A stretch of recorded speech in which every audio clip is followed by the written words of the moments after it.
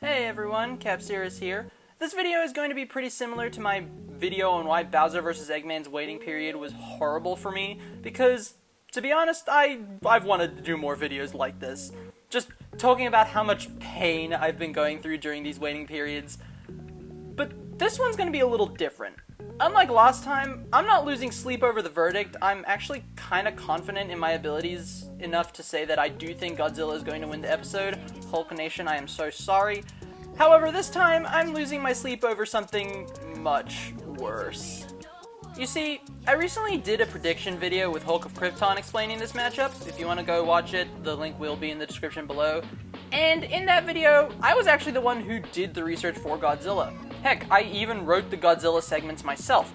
Now, I didn't do the research alone. I had a lot of help from the members of the Death Battle Discord's Hulk vs. Godzilla channel. Thank you all so much, by the way, because as you'll soon see, I really could not have done this alone. Because, let me tell you, going into this prediction video, I assumed that Godzilla would be easy to research. I mean, a lot of his feats are pretty straightforward for the most part. And I was right. For about 18 seconds. Because that's when I had to start researching him. Ladies and gentlemen, standing at a whopping 328 feet tall, his thick thighs don't save lives, they end them. It's Godzilla Ultima!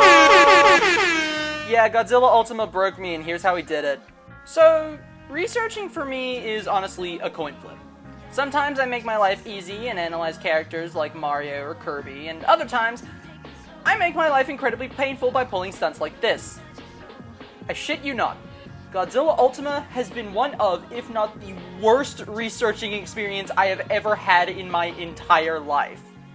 Why, you ask? Well, to put it simply, Godzilla Ultima does his own thing. Let me break it down for you. See, unlike most Gojis, Dinosaur Darkseid over here isn't actually composed of radiation, but rather he's made up the most horrible thing anyone could have ever imagined. Something so truly terrifying that many power scalers before me have lost their sanity due to how complex this all is. Theoretical physics. Because, little fun fact here, Godzilla's Singular Point wasn't written by an actual writer. It was written by a theoretical physicist. Which honestly explains why it was so boring, because a regular show would have just had a theoretical physicist on the team to help the writers explain the shit that is too complicated for the audience to understand. But no, Toho decided, fuck good writing, we're gonna have 100% accurate theoretical physics in our show. And thus, Godzilla Singular Point was born, and was incredibly boring due to the fact that you can't have a physicist write a show! As a result, Godzilla has become one of the hardest characters I have ever had to power scale in my life.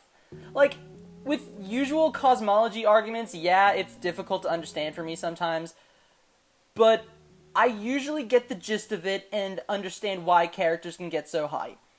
Here, it's not just the cosmology that bugs me, but also the fact that I don't understand theoretical physics. I'm not a scientist, I'm a 20-year-old making videos on his iPad for YouTube, and I'm not even getting paid for it. This whole waiting period has just been me taking down notes, asking questions that I've probably already asked a billion times before because I have had to store a shit ton of information in my head so that I can write for a prediction video. This single dinosaur has broken me beyond repair. I have literally been tearing my hair out trying to comprehend this stupid, fat-thighed lizard. And all of this has just revealed how far I'm willing to go for content. Like, how deep a rabbit hole has to be for me to say, I'm gonna jump down that. Because, as many of you may know, I've got a ton of power scaling party videos planned, with some relatively easy characters like Donkey Kong and the Second Coming, characters I already know about, to Megatronus Prime. A character who is really freaking obscure to most power scalers because everyone in the Versus community doesn't care about Transformers outside of G1. But that's a separate rant entirely. My point is, at what point do I say to myself, this is too complicated? The point where I start analyzing a series with the Japanese-only piece of material? Well, no, apparently, because not only does Simon have an obscure piece of media from Japan, but so does Godzilla. In fact, that's where most of his overpowered stuff comes from. An untranslated novel that has never left Japan. Why do I do this to myself? As is, I'm already not getting enough sleep. Now I have to throw in understand quantum physics onto my to-do list. I'm surprised I'm not an insomniac at this point. But you want to know the worst part? Giving Godzilla singular point scaling effectively makes every other Goji pretty much useless.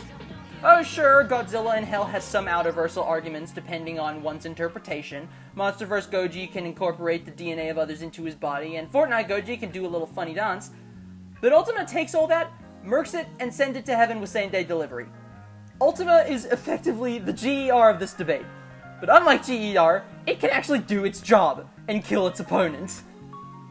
Now, I'm not saying that Hulk has a 0% chance of winning. Anything can happen. After all, we live in a timeline where a movie called K-Pop Demon Hunters exists, and it's unironically one of the best movies of 2025. But I am saying that I really do not see a way that Hulk's gonna win. Like, there are so many hoops you need to jump through in order to even just put down Ultima's avatar, let alone its true form, and it makes the debate kind of unfun, not gonna lie. There are only so many times I can hear, Hulk stronger, therefore he wins, or Godzilla literally views Hulk the same way we would view a speck of dust, insignificant. Everything Hulk has ever accomplished is a mere concept compared to Godzilla. Godzilla doesn't view Hulk as real. He will literally tear up the Marvel cosmology like the sheet of paper it is to him. He is an inevitability. He is forever. He is Godzilla. Before I want to blow my brains out. I honestly think that this waiting period is top Bowser vs. Eggman for me. Like, just as one of the worst waiting periods of my entire life. Not only was Bowser's Egg's waiting period shorter due to being 3 weeks as opposed to 5, but, like, at least I slept during the waiting period.